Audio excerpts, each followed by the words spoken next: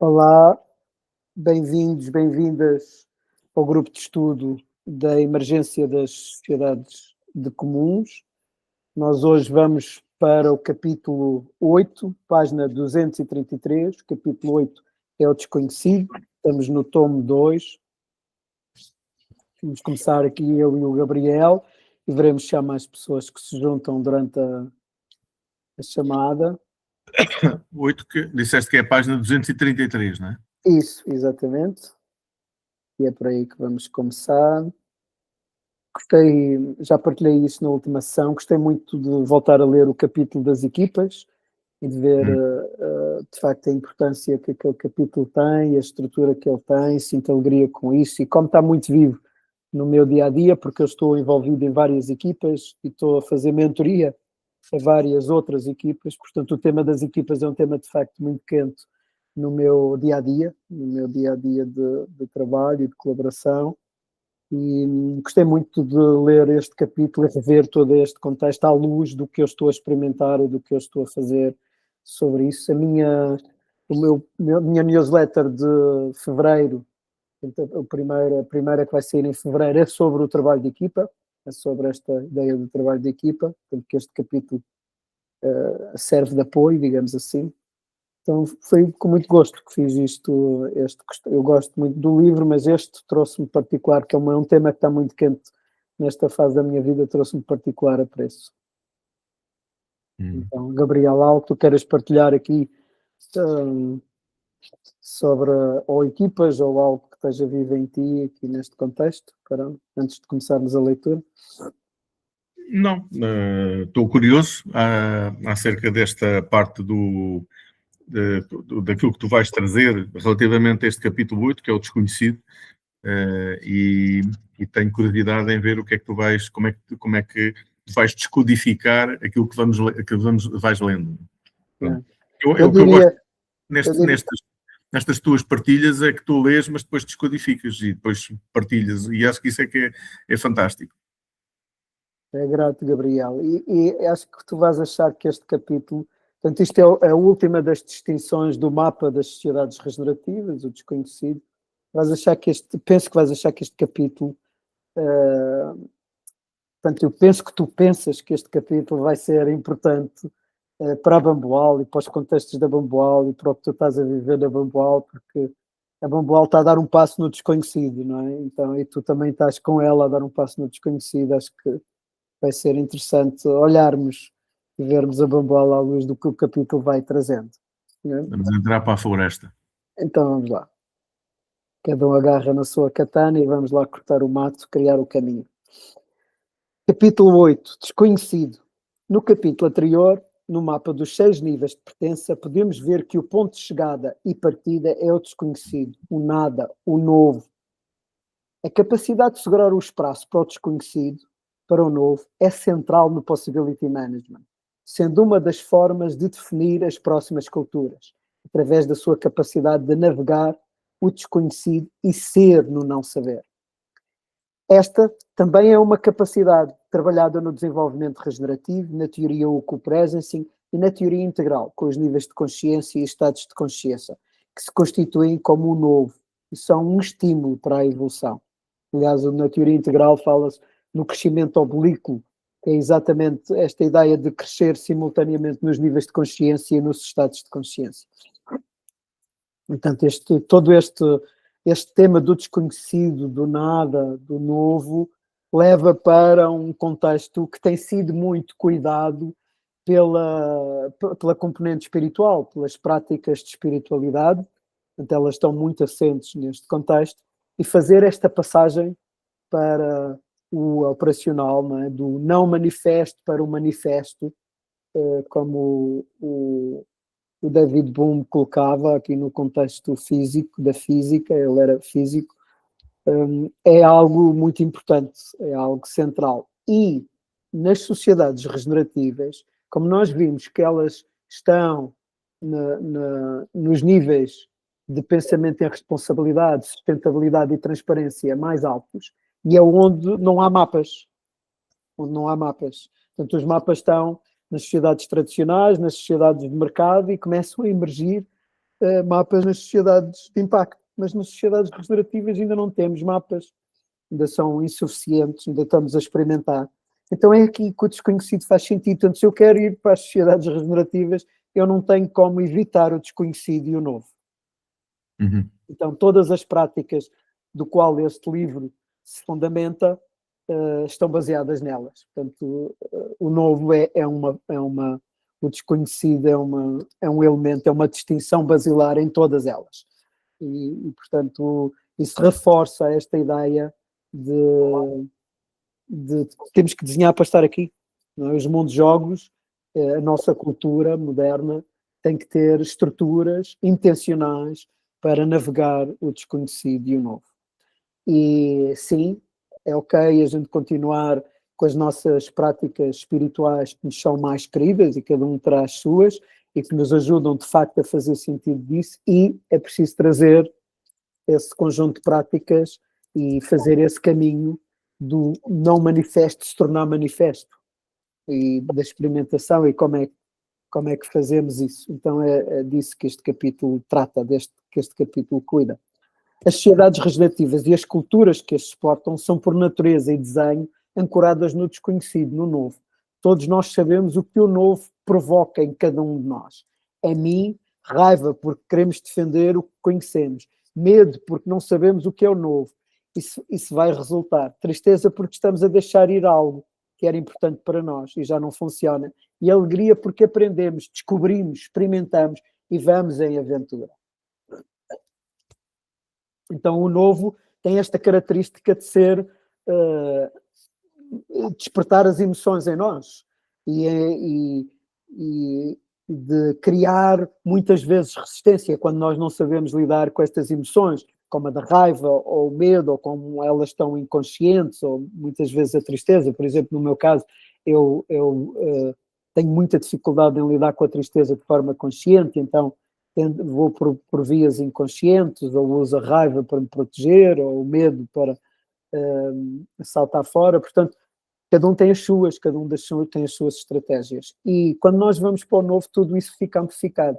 Então, nós estamos a ver isso no mundo atual, não é? Onde as soluções que temos e conhecemos não estão a dar resposta aos problemas que temos, e há pessoas que querem ir para a frente, eu sou uma delas, quero experimentar coisas novas e ir, e há pessoas que querem ir para trás, querem sair das sociedades de mercado e, em vez de ir para as sociedades de impacto ou regenerativas, querem ir para as sociedades tradicionais, onde já tiveram e querem o conhecido, de alguma forma, do qual têm o controle. E nós estamos a ver isso de forma dramática, a ser tornada visível nos dias de hoje. Começamos o ano com aquele ataque dos Estados Unidos à Venezuela, aquele rapto, e é um exemplo disso, de uma estrutura que está a ir para uma estrutura tradicional de poder imperial, né? Com esta característica de eu faço como eu quero e mando, não é uma estrutura hierárquica. Portanto, é destas estruturas miméticas que estão aqui em cima da mesa. Portanto, o medo é poderoso. Estamos a ver aqui nas eleições presidenciais portuguesas, não é? Como as condições de vida que as pessoas têm, o facto de não estarem a ser escutadas, da classe política estar alienada do que está a passar nas pessoas, não haver soluções, de haver mentira, manipulação, está a fazer com que as pessoas prefiram chamem para cima da mesa partidos mais populares, partidos que têm um discurso mais radical, do que acreditar nas soluções já vistas. Portanto, estamos com isso, não precisamos viver nos Estados Unidos, estamos a viver dentro daqui isso, essas estruturas miméticas desde logo nesta campanha eleitoral. Portanto, é um tema muito importante, como é que nós vamos lidar com o medo. Competências... Go, Gabriel. Não, é isso, era um assentimento, era uma concordância. Okay. Competências como a meditação e o empoderamento emocional são chaves para os indivíduos navegarem estes territórios, bem como os círculos e as formas de participação construtivistas, mas como o Café Mundo e o Espaço Aberto, para os grupos e equipas, permitindo ir em conjunto. Não é? A teoria U aqui tem particular relevância, porque está desenhada exatamente para isso, para os grupos poderem fazer caminhos destas de irem em conjunto e atravessarem a voz do medo. Nós temos Na teoria temos aquelas 3 vozes, aquelas 3 barreiras, não é? A voz do julgamento, a voz do cinismo e a voz do medo, não é? E precisamos passar cada uma destas vozes, não é? Ir para além, abrir a mente, abrir o coração e abrir a vontade, ir para além de cada uma destas vozes. Então, fazendo isto em conjunto, o que se tem notado é que torna mais humano, as nossas defesas ficam menos ativas quando vamos em grupo e em conjunto decidimos ir para este novo. Olha, vem aqui, eu dou o exemplo a seguir, de ler esta parte. Um construto dos sistemas complexos, e muito importante nos sistemas complexos ligados à vida, pensamento em sistemas vivos, é a emergência. Isto é, quando 2 ou mais partes, dos todos partes, como se diz na teoria integral, os balões, se juntam e originam um outro todo parte que é mais do que a soma das partes. Os sistemas vivos são o resultado deste processo de emergência e autocriação, autopoiese, como chamava o Maturana Varela. Átomos juntam-se e originam as moléculas. As moléculas juntam-se e dão origem às células. As células juntam-se e originam órgãos, tecidos. Órgãos juntam-se e originam organismos. Organismos juntam-se e originam ecossistemas. A emergência é a chave para lidar com o desconhecido. E todas as práticas que seguimos têm formas específicas desenhadas para lidar e potenciar a emergência, para lidar com o novo. Eu quero falar aqui de um caso que eu gosto particularmente, é um caso bonito, e que tem a ver com o nascimento de uma cadeia a cadeia de Whole Foods nos Estados Unidos, uma cadeia de supermercados biológicos e naturais. E eles, quando eram portanto, quando estavam com uma unidade, eram uma unidade de bairro, um supermercado de bairro, e que tinha aqueles clientes muito habituais neste tipo de supermercados. Por exemplo, nós podemos ver isso aqui em Lisboa, no Alecrim aos Molhos. Eu tenho uma gravação com a Mariana do projeto do Alecrim aos Molhos, e é bem característica a relação que se estabelece nesse tipo de espaços entre os clientes, os fornecedores. Portanto, há ali de facto uma comunidade que se torna viva, e portanto nesse caso essa cadeia tinha esse primeiro supermercado, ainda não era uma cadeia, e tinha a sua clientela muito fiel e afins, e eles tiveram um incêndio, que aquele tinha sido os investimentos das poupanças deles, tiveram um incêndio, e pronto, aquilo fechou, não tinha condições para abrir, e agora o que é que se vai fazer, e não vão continuar, e as próprias pessoas que tinham criado o projeto estavam com a disponibilidade de deitar a toalha ao chão e a render-se, a dizer, olha, pronto, isto não vai funcionar. E foi a comunidade, lá está a emergência, foi a comunidade que vai e disse, não, nós vamos investir, nós vamos com vocês, vamos ajudar, vamos pintar, vamos fazer tudo o que for necessário para voltarmos a ter de volta o nosso supermercado. E isto é de tal maneira impactante e importante que molda a cultura de toda aquela cadeia. Ela passou a ser local na sua gênese, na sua estrutura, muito suportada pelas comunidades em cada lugar. E, portanto, porquê? Porque é aquela a gênese, é aquela a cultura, é aquela a matriz que se definiu a partir daquele elemento fundador. Quando o normal era, pronto, ok, se eu tiver dinheiro e visto eu tudo sozinho e faço de novo, não é, se eu não tiver dinheiro, dou um passo atrás e fecho. Portanto, vou para o que é conhecido e que já de alguma forma está estruturado. Mas ir para a frente, ir para a comunidade, ser suportado pelos outros, entrar na vulnerabilidade, entrar no desconhecido, não é o que é normal. Pois o grande convite que está a ser feito para os mundos de jogos todos das sociedades regenerativas é o que este exemplo ilustra. É ir exatamente para o desconhecido, para o não saber se vai ter sucesso, se vai correr bem, e ir com a sua comunidade, ir com as pessoas que estão mais próximas e mais ligadas àquele mundo de jogo para o qual aquele faz sentido e que tem uma ligação de coração, não é? Que tem aquelas 3, conseguem ver a parte da mente e estar ligada pela mente, tem a ligação de coração e tem a ligação de vontade, como os 3 níveis que o Otto estava a trazer. Portanto, isso é determinante nesta navegação e para irmos em conjunto para o desconhecido e para aquilo que são as sociedades regenerativas. E embora as sociedades de impacto já estejam muito caminho traçado e aberto, Portanto, já é significativo. Nós, do ponto de vista do mapa das duas curvas, que nós já vimos aqui, não é? Quando temos uma curva, um U ao contrário e um U, não é? A função de transição só se estabelece quando há uma determinada percentagem de mundo de jogos que já estão lá. No caso do impacto, já está. No caso do impacto, essa transição já se pode fazer. Portanto, já há estruturas na sociedade que permitem passar das sociedades de mercado para as sociedades de impacto. Os mapas estão disponíveis, as estruturas estão disponíveis, é uma questão de vontade política em cada país e uma questão de vontade de gestão em cada projeto, em cada mundo de jogo, em cada organização, em cada empresa. E, portanto, isso está em cima da mesa e pode ser feito. Nas regenerativas, não é bem assim. Nas regenerativas, nós temos que fazer este caminho e desenhar este caminho e experimentar muito. Não é?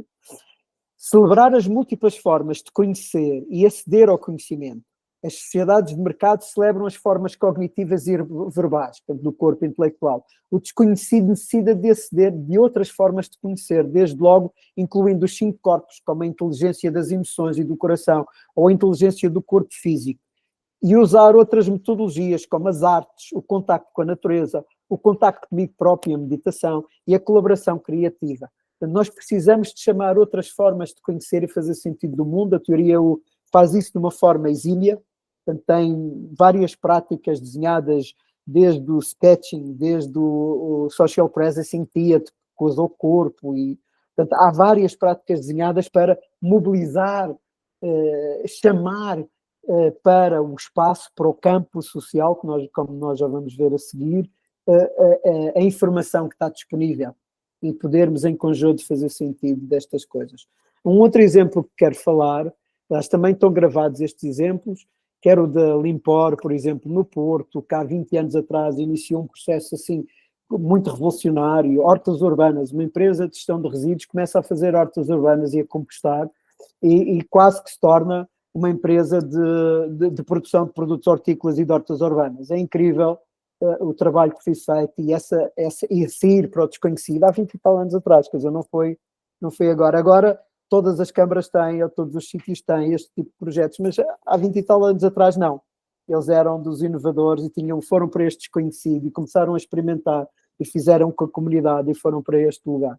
Ou o Carlos Gonçalves, na Mendes Gonçalves, que está a prototipar como é que pode fazer para ter produção local, produção biológica, mobilizar a rede de fornecedores local, e ele anda a fazer isto há uma quantidade de anos, há pelo menos mais de uma década que ele anda a experimentar e a fazer estes contextos, ao mesmo tempo que mantém a sua produção, né, os seus postos de trabalho e a sua fábrica a funcionar, está a fazer estas prototipagens destes elementos. Portanto, ele está a adivinhar para ir para o desconhecido e para navegar neste contexto e aprender com isso. Então, não há alternativa. Nós não temos alternativa a isto. Temos mesmo que ir para este lugar e criar conhecimento novo. 8.1. Campos sociais. Os campos morfogenéticos são um conceito introduzido pelo biólogo Rupert Sheldrake para explicar como padrões de comportamento, forma e organização podem ser transmitidos através de uma memória coletiva ou um campo invisível de informação que conecta todos os seres vivos. De acordo com Sheldrake, um campo morfogenético é um campo de informação não material, invisível, que influencia a forma, o desenvolvimento e os comportamentos dos sistemas vivos e sociais.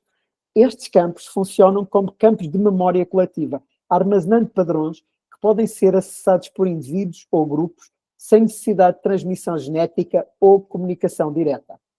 Os campos morfogenéticos são responsáveis pela ressonância mórfica, um mecanismo através do qual um comportamento ou forma se torna mais provável à medida que é repetido em um grupo ou espécie. Quanto mais um determinado padrão é praticado, mais forte ele se torna no campo, facilitando a sua replicação no futuro. Os campos morfogenéticos são reconhecidos em praticamente todas as práticas que seguimos neste livro e são determinantes para lidar com o desconhecido. A teoria define os campos sociais como diferentes estados de consciência coletiva que influenciam a forma como os grupos, organizações e sociedades percebem e interagem com o mundo. Estes campos determinam o nível de presença, escuta, colaboração e inovação dentro de um sistema, permitindo a emergência de novos padrões sociais e coletivos. Na teoria U, quando um grupo de pessoas atinge um estado de presença profunda, presencing, elas acessam a um nível de inteligência coletiva e criatividade que transcende o individual, a ressonância mórfica, onde novos padrões coletivos podem emergir e se espalhar socialmente. Quando um grupo trabalha de forma colaborativa e criativa, no tal estado de presencing, cria um campo social que influencia outros grupos e indivíduos a operar de maneira semelhante. A repetição de novas formas de organização e inovação pode criar turning points culturais e sociais, estabelecendo novos, portanto, pontos de viragem, estabelecendo novos padrões de comportamento e governação. Quer o Possibility Management, quer a Teoria U e o desenvolvimento regenerativo têm processos para indivíduos e equipas poderem tirar partido destes campos. E aqui há exemplos que provavelmente muitas pessoas que nos estão a ouvir já se ligaram de alguma forma e que conseguem ter ideia do que é que está aqui por trás quando a gente fala disto. Por exemplo, quem já fez uma constelação familiar, os campos morfogenéticos são isso, são dessa natureza. Quem já teve num espaço de diálogo e círculo, estamos a falar desses campos, disso que se cria, não é? Nós sentimos logo a diferença entre estar num lugar onde a nossa voz não é convidada, não tem espaço para ser ouvida, versus estar num lugar onde a nossa voz é convidada e tem espaço para ser ouvida, e as pessoas estão concentradas e presentes àquilo que nós estamos a dizer. Portanto, nós sentimos isso muito diferente. E provavelmente quem não teve num destes espaços, ou ainda não teve a oportunidade de estar num destes, para sentir na pele estes campos sociais, ou de uma forma mais consciente, por exemplo, eles estão a operar entre os pets, entre os cães e os gatos e as pessoas. Muitos de vocês já que têm estes animais já devem ter notado que o vosso cão sabe que vocês vão chegar a casa naquele momento e naquelas horas e aquela coisa de eu chego sempre à mesma hora, não vale, porque ele está à espera, ele já sabe isso, mesmo quando vocês chegam mais cedo ou mesmo quando chegam mais tarde.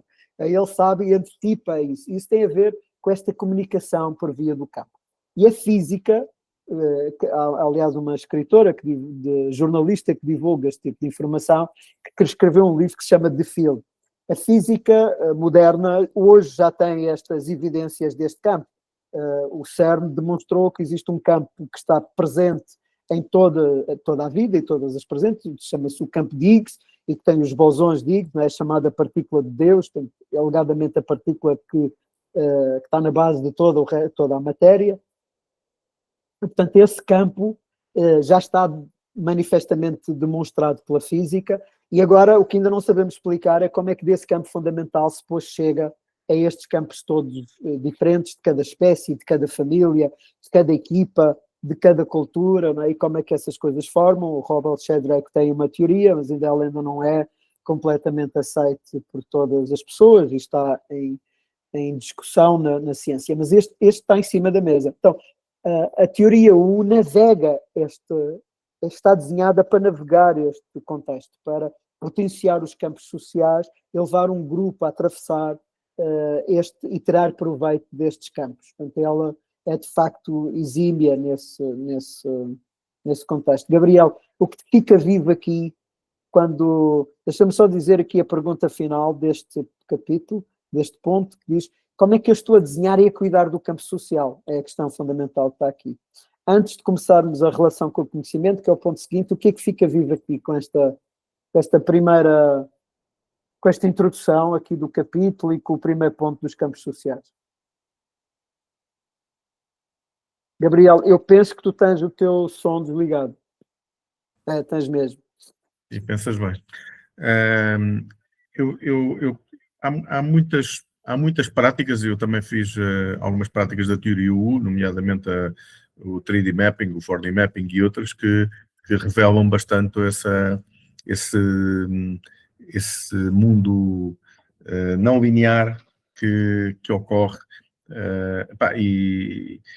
E de facto para mim foi um privilégio, é um privilégio poder pertencer a essa comunidade da teoria U e ter feito, por exemplo, o 4D Mapping, Blind 4D Mapping, que o Vasco Gaspar fez mais do que uma vez, e nos quais eu participei, e E aí está muitas respostas a muitas perguntas. Eu não consigo estar num desses eventos que o Vasco fez sem todas as vezes me sentir perplexo, sentir, uau, como é que isto é possível, não é? Como é que isto acontece? Não é? Como é que as constelações, por exemplo, familiares acontecem, não é? E, portanto, nós temos um mundo invisível que está muito mais presente do que aquilo que nós pensamos, não é? Portanto, nós vemos uma coisa e achamos que esta é que é a coisa, quando, na verdade, o mundo invisível é mais importante, diria eu, mais relevante do que aquilo que nós tocamos, não é? E, portanto, a pergunta que eu às vezes faço e para a qual eu não tenho uma resposta absolutamente direta é até que ponto é que nós não cumprimos verdadeiramente um caminho que é um propósito maior. Portanto, ou seja, na verdade, eu sinto que nós cumprimos um caminho que é um propósito maior, que está para lá de nós, mas achando muitas vezes que somos nós que tomamos as decisões, quando na verdade toda a construção que nós vivemos e vivenciamos e toda a narrativa, toda a nossa herança genética traz-nos para determinadas respostas que muitas vezes não... nós achamos que somos nós a decidir, mas na verdade não somos. Portanto, está muito para lá daquilo que é a construção apenas e só racional. Uhum. Portanto, para mim, era a pergunta que eu iria fazer, é o que é o livre-arbítrio? Ou será que o livre-arbítrio existe? Pronto, mas isso não é para responder aqui, é só para ficarmos com essa dúvida. De facto, o trabalho que o Vasco tem estado a fazer está aqui, está no centro desta conversa toda, e o Vasco tem sido um grande divulgador desse tipo de metodologias de aware-based system acting, não é? De awareness, tecnologias baseadas em awareness, em consciência. E talvez das pessoas que mais em Portugal têm feito esse trabalho e evangelização, desde logo em mim, a teoria U, por exemplo, chegou-me através dele. Portanto, é um exemplo claro disso e tem sido um gosto navegar com ele e aprender com ele e experimentar com ele e irmos nesta aventura conjunta. E este tema dos campos há uma história dentro da teoria U, que é uma história que ilustra bem a importância para o universo da liderança destes temas. Portanto, aquele grupo do qual a teoria o saiu e o Otto Schammer fez parte e faz parte, o Society of Organization Learning, do Peter Senge e da Argyris, Chris Argyris, aquele grupo todo, aquele grupo de pessoas que estavam ligadas às Learning Organizations e depois às métodos construtivistas e tudo o que se passou por aí. Esse grupo, durante muito tempo e muitos anos, tinha uma crença base, não é? Que se eles mudassem os níveis de consciência das pessoas, e em particular das pessoas que eram os líderes, dos países, das organizações, dos diferentes contextos, que essas pessoas, as lideranças, iam naturalmente fazer a evolução dos mundos de jogos ao qual pertenciam, fosse os Estados ou fosse as empresas, e passaram uma quantidade de anos, mais de 2 décadas, aproximadamente 3 décadas, a fazer esses treinos de liderança profundos, mudar a consciência, ensinar a meditar, retiros na natureza, e solos, e vision quests, enfim. O Zarvosky descreve isso muito bem no livro do Inner Path para Leadership, Synchronicity, the Inner Path para a liderança. Descreve isso muito bem, aí o que foi a ação deles, o que eles fizeram. E depois, a determinada altura, há uns quantos anos atrás, aliás, o Vasco esteve presente nesse evento, eles reuniram-se porque descobriram que tinham um ponto cego nos dados deles e nas experiências deles, porque tinham feito aquele investimento nos líderes e as organizações do qual aqueles líderes pertenciam não se alteraram, mantinham-se. Portanto, os líderes alteraram, eram reconhecidos como líderes conscientes, chamados líderes evolucionados, mas as organizações não. E acontecia uma de duas coisas. Eles saíam e criavam outro ao lado que já tinha esses níveis de consciência, ou adaptavam-se lá dentro e não faziam a mudança. Então, isto é um ponto cego.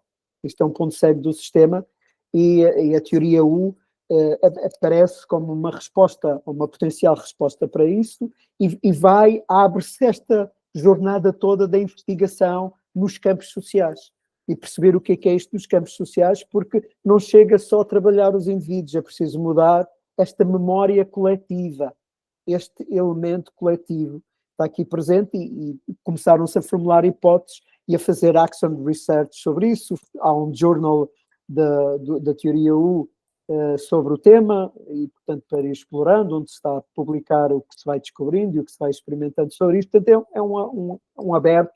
O próprio Presing Institute está a ir para o desconhecido para criar conhecimento para todos nós, não é? Para fazer este caminho. Aliás, como todas as práticas aqui, destas que são referidas, estão a fazer, sem exceção, sem exceção. Todas elas, todas as comunidades estão aqui por trás, vão para o desconhecido, estão a criar coisas novas, estão a explorar coisas novas, estão a fazer este caminho e, portanto, pertencer a estas comunidades é, assim, algo muito dinâmico.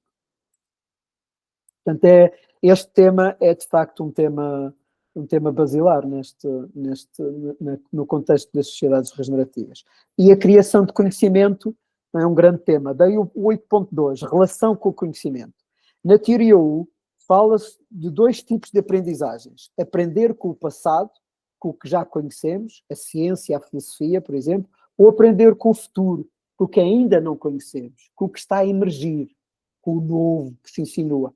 No Possibility Manager, trabalha-se a distinção da realidade verbal, como descrever uma maçã com palavras, e a realidade experiencial, como a experiência de comer uma maçã.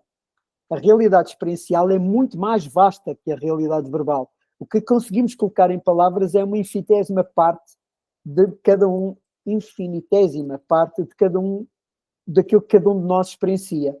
E é por isso que os poetas, os músicos, os pintores, os artistas em geral têm muito que fazer, porque precisam encontrar formas para nos ajudar a descodificar, por exemplo, o amor. A tabela abaixo, que eu já vou mostrar de seguida, faz um resumo destas formas de conhecer.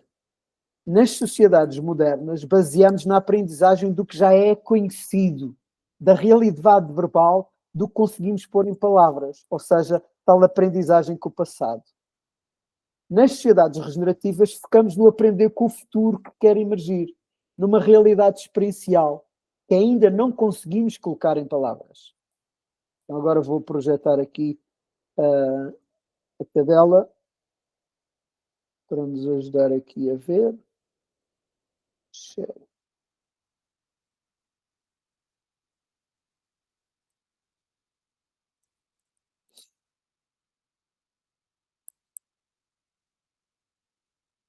O conhecimento nas sociedades de mercado e regenerativas vistos pela teoria e pelo Possibility Management. Portanto, nas colunas temos duas, as sociedades de mercado e as sociedades regenerativas, e depois, pela teoria U, nas sociedades de mercado, estamos a aprender com o passado, nas sociedades regenerativas, aprender com o futuro. Pelo lado do Possibility Management, nas sociedades de mercado, realidade verbal, portanto, aprendizagem intelectual, um corpo, e nas sociedades regenerativas, realidade experiencial, aprendizagem com os 5 corpos. Portanto, os 5 corpos foi uma distinção que introduzimos nos capítulos de consciência, no capítulo de consciência. Portanto, quando nós estamos a falar nas sociedades de mercado, estamos a falar aprender com o passado, com a ciência, com a filosofia, com o que já conhecemos, com o que já geramos, e vivendo uma realidade verbal, aquilo que já conseguimos descrever, e a aprendizagem é sobretudo intelectual, o que acontece nas nossas escolas, por exemplo. Todos nós passamos pela escola e sabemos o que é que isto significa, ou a maioria de nós. Aprender nas sociedades regenerativas, o foco muda, aprender com o futuro, realidade experiencial e a aprendizagem com os 5 corpos. Este mapa da aprendizagem das sociedades de mercado e regenerativas foi feito quer a partir da teoria U, quer do Possibility Management. E por aqui andamos.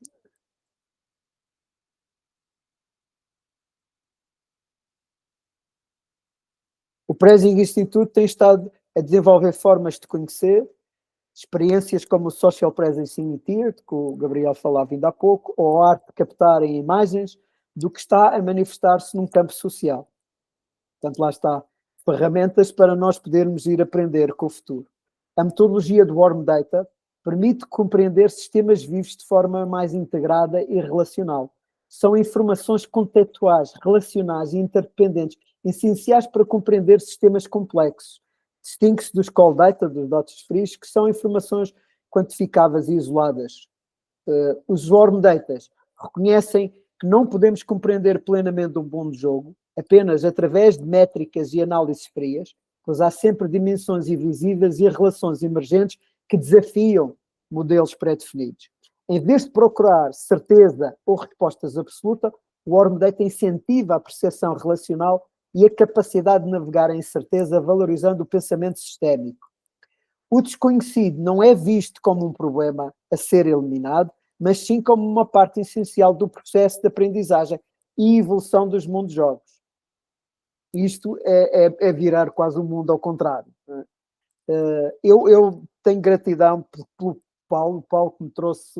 O Paulo foi quem foi, o Paulo Carvalho foi quem foi da Value Flow, foi quem foi atrás da metodologia do Warm Data, da Nora Batson, e eu tenho muita gratidão por ele ter trazido esta metodologia até mim, por ter posto isto ao serviço cá. Ele próprio usa na Value Flow de forma intensiva, e portanto é um elemento importante neste contexto. Portanto, aqui exemplos de call data são os relatórios e contas, os relatórios de vendas, aquelas coisas que a gente já tem dentro das organizações, por exemplo, ou as estatísticas de diferentes tipos, que o Instituto de Estatísticas Português faz, ou que a Fundação Pordata faz. Os warm data são informação muito mais nossa, a partilha dos nossos sentimentos, das nossas intuições, das percepções que temos, das imagens, dos sonhos, portanto, coisas mais desta natureza, mais deste relato, das histórias que vimos acontecer, as histórias que emergiram em nós, portanto, mais deste tipo de relação. Aliás, o que é também muito em linha com as metodologias de counsel. As metodologias de counsel mais ancestrais são muito baseadas nas narrativas e no contar de histórias, portanto, valorizam mais os warm data do que os call data. Otto Scharmer apresenta a investigação-ação que procura estabelecer 5 fenómenos que caracterizam e distinguem o conhecimento de quarta pessoa, conhecer a partir do campo, um conhecimento do corpo arquétipo, ou seja, conhecer na primeira pessoa é conhecer para dentro de mim, a partir da minha experiência, da minha experimentação.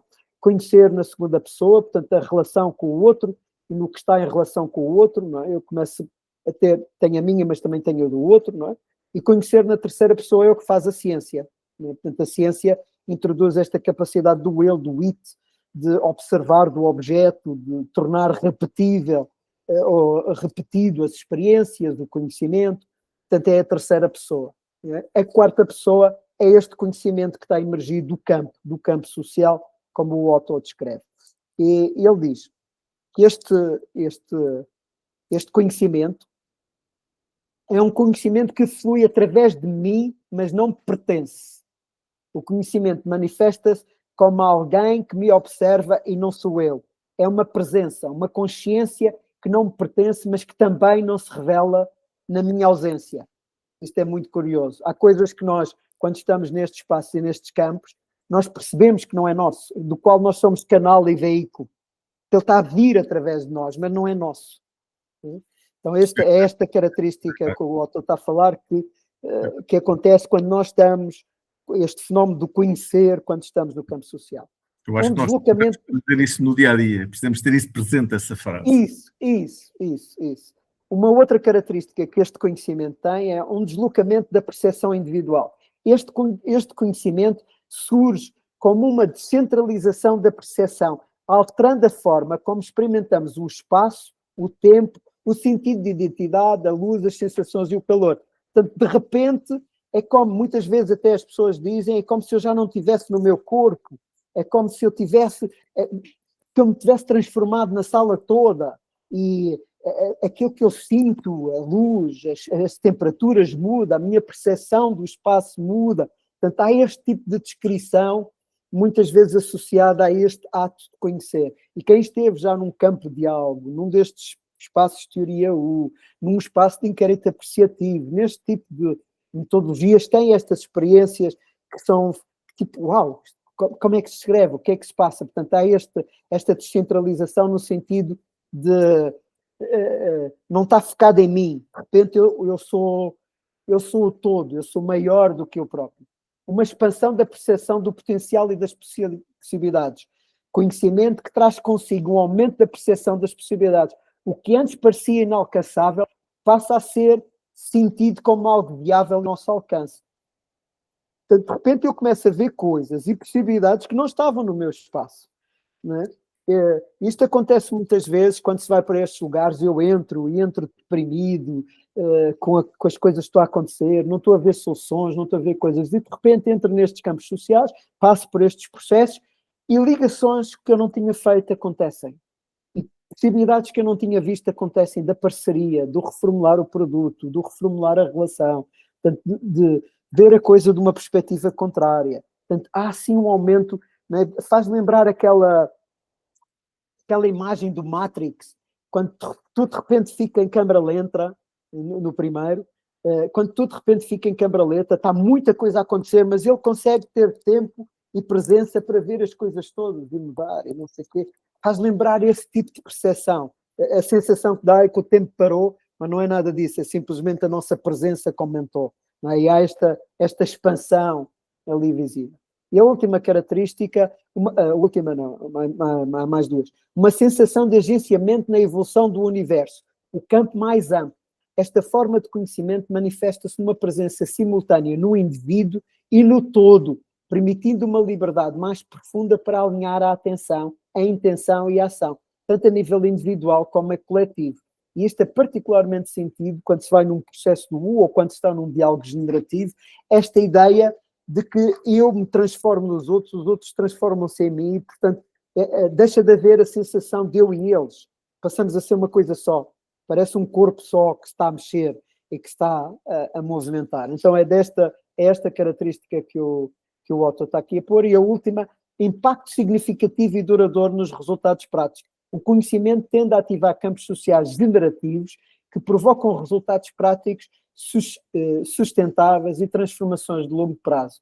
Portanto, quando nós estamos verdadeiramente ancorados neste campo, aquilo que sai, aquilo que experimentamos, portanto, o lugar de onde vem a presença e a informação, o tal campo social, o tal presencing, o tal momento, não é? Tal origem, a fonte da coisa, não é? De tudo isto, tal campo Higgs, como fala a física, ou o que o David Bohm dizia, o não manifesto, o que não está manifesto, esse campo do que não está manifesto, para o qual todo o manifesto depois volta, tem tendência a gerar resultados completamente diferentes, sustentáveis, duradouros e com clareza, com consequência, com compromisso e com consequência. Portanto, há uma espécie de alinhamento entre o meu propósito e o propósito todo do grupo a que eu pertenço e do todo maior a que nós estamos a servir, e aquilo começa a acontecer aquilo que o Zarvosky fala das sincronicidades no livro dele, né? Que no Possibility Management se fala de ecos, Earth Coincidence Control Office. Portanto, é o escritório que controla as coincidências da Terra, né? De que acontecem na Terra. Portanto, é a forma como no Possibility Management se referem às sincronicidades, e é considerado uma força arquetípica, portanto um elemento que atua realmente quando a pessoa, o indivíduo, está alinhado com o seu todo e com a sua equipa e com o todo maior, e com o seu propósito de vida. Então estas são as características que o Otto está a evidenciar do que é conhecer com esta quarta pessoa.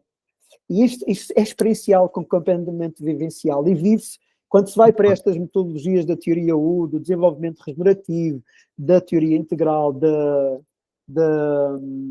Possibility Management, experiencia-se. É este conhecimento na quarta pessoa que se experiencia. Todos os outros estão lá, como é óbvio, nós não o perdemos e acrescentamos este quarto conhecimento. O que é que está vivo em ti, Gabriel? Sinto que há aí qualquer coisa para sair. É assim, eu para mim, eu vou-te dizer um segredo. Fica aqui só entre nós os dois. Nem vai ficar gravado nem nada, não é? Nem vai ficar gravado em nada. Eu parava aqui só por uma razão. Eu sei que não está no final deste, vamos chamar capítulo. Porque acho que isto é tão relevante que eu se estivesse a ver este vídeo, o que eu fazia era voltava atrás um bocado e ouvia outra vez o que tu disseste. E depois voltava outra vez atrás e ouvia mais uma vez. E depois ouvia mais uma vez. Porque, de facto, só experimentando. Porque, de facto, quando a pessoa experimenta, mesmo o diálogo que tu, aliás, fizeste, vários diálogos em que eu estive presente e o grato prazer de estar presente, é uma coisa absolutamente indescritível. Percebes? Não tem descrição, mas também não tem descrição o que se passa na teoria U, não é? Porque não é só o 3D mapping e o 4D mapping, estamos a falar de outras coisas, não é? As práticas do Social Present Theater que se fazem baseadas na Arawana Hayashi, são coisas que realmente não têm palavras. E, de facto, por isso, eu pergunto-me até que ponto, e volto a formular a pergunta, se realmente somos nós, se a agência é nossa, ou se é uma agência planetária, ou uma agência que está para lá de nós. E, na verdade, dentro desta agência, não é? Se nós, porque na verdade isto que tu leste, para mim, eu vou dizer uma barbaridade, não é mais do que uma meditação profunda. Porque, na verdade, quando nós fazemos uma meditação profunda, este é o estado, não é? Há um estado de ligação e de conexão com tudo e com todos, e desaparece essa layer do ego, não é? Portanto, ou seja, esse ego versus o outro ego, não é? Que as pessoas chocam e que têm quereres e têm vontades e têm não quereres, quando existe uma conexão profunda de mim com o universo, ou enfim, seja lá o que quiserem chamar, essa dissociação desaparece. Não é? Portanto, ou seja, passamos a estar ligados e conectados a um todo. E respondemos para lá daquilo que é as minhas convicções. Eu ajo para lá daquilo que é a minha ideia, não é? Portanto, ou seja, eu não preciso pensar, eu ajo, porque estou conectado. Não é? Pronto. Portanto, há um todo maior que... eu vivi isso no 4D Mapping. Eu, quando um dia passei vamos chamar, para a prática, não é? Em que eu até aqui estava maravilhado com tudo o que via, eu de repente um dia, não, eu vou experienciar isto. Porque, na verdade, vejo sempre os 4D Mappings, o blind 4D Mapping, fico maravilhado, vou experienciar. E aí percebi. Havia dois Gabriéis. Havia o Gabriel que dizia, mas porquê é que tu estás a agir desta maneira? E havia o outro que fazia. E digo assim, uau, isto é muito. E realmente só experienciando, não é? As próprias constelações também, familiares, também são outra prática absolutamente surpreendente.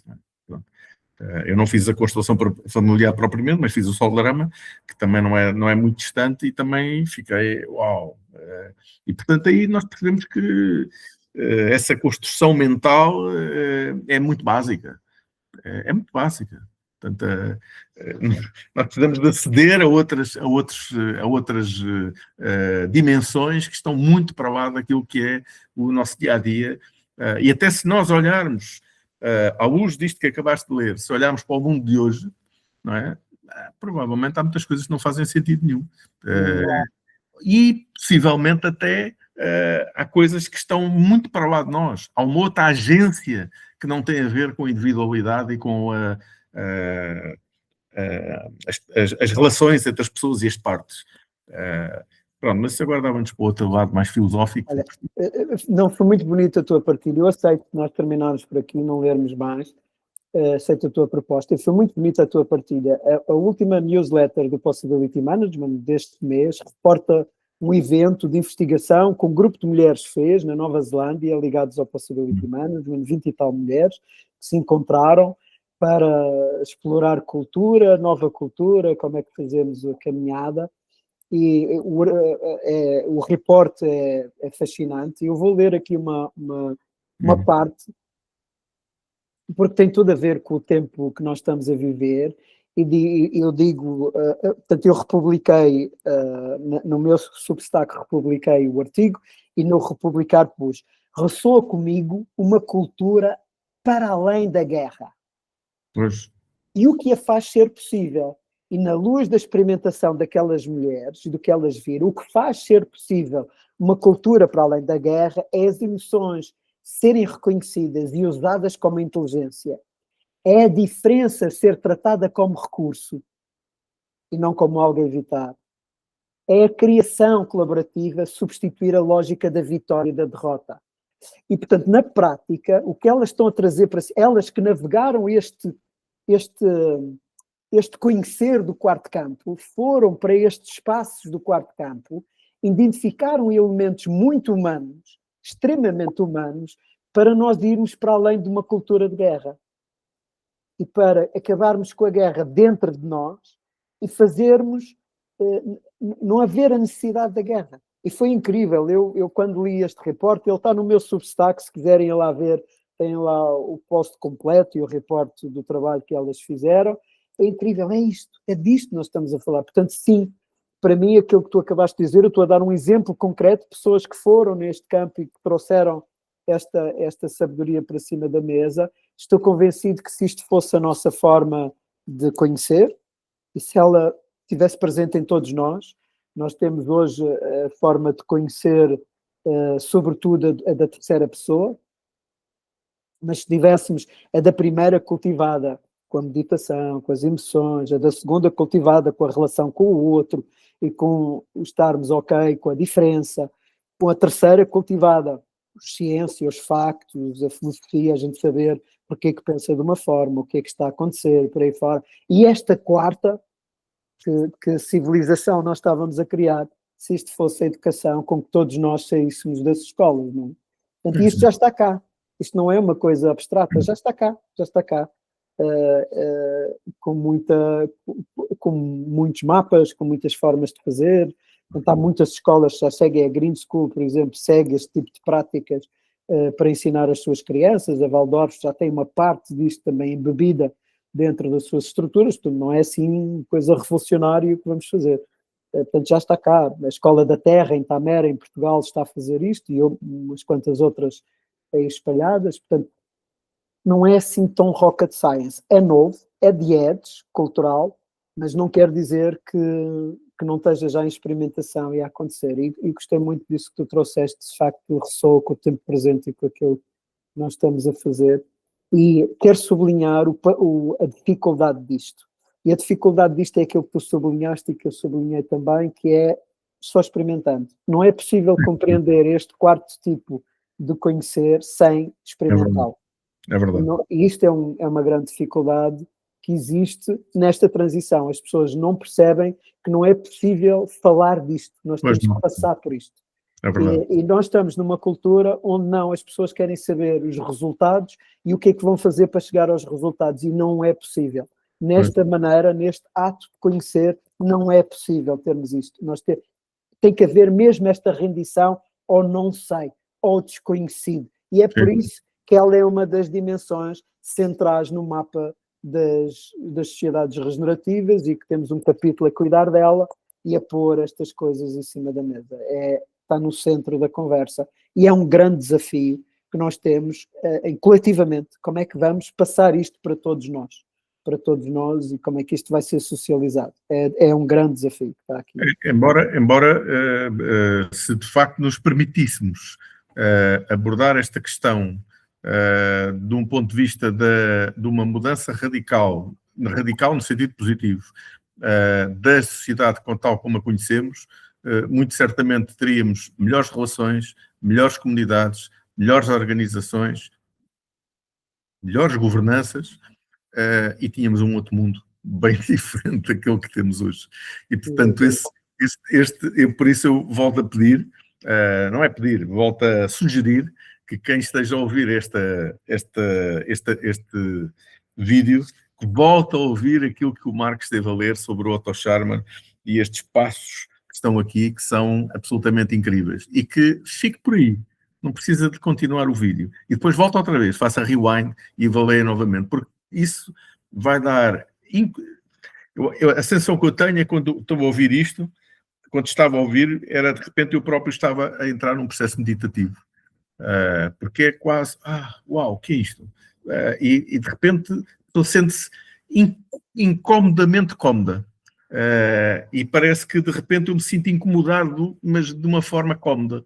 E sinto-me, isto faz-me sentido. Há qualquer coisa aqui que me está a trazer. Bom, eu conheço e sinto isto, mas isto é um processo meditativo.